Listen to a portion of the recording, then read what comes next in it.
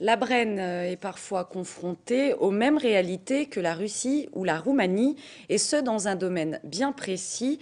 Il s'agit de la gestion des étangs. C'est à ce sujet qu'une quarantaine de chercheurs et de scientifiques du monde entier sont réunis jusqu'à jeudi au Centre d'études supérieures de Châteauroux, un colloque international sur les étangs, donc, pour mettre en commun connaissances et études sur la gestion de ces sites naturels. Le reportage de Vincent Billy.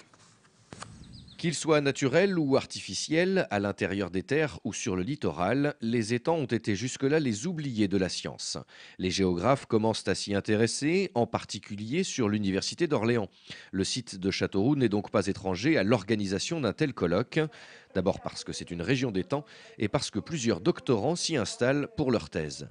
Pendant 3 jours, ces universitaires confrontent leurs recherches avec les professionnels et avec des chercheurs de Roumanie, d'Estonie ou encore de Russie.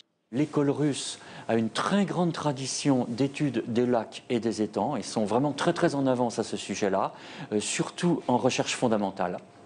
Et puis les Roumains et les Estoniens avaient une autre optique que la nôtre et se sont retrouvés depuis seulement quelques années, gérés par la directive cadre européenne et par leur entrée dans l'Union européenne. Et donc ils ont désormais les mêmes problématiques et les mêmes contraintes juridiques d'organisation administrative que les nôtres, mais il a fallu qu'ils répondent en très peu de temps. Et c'est cette confrontation-là qui est particulièrement passionnante.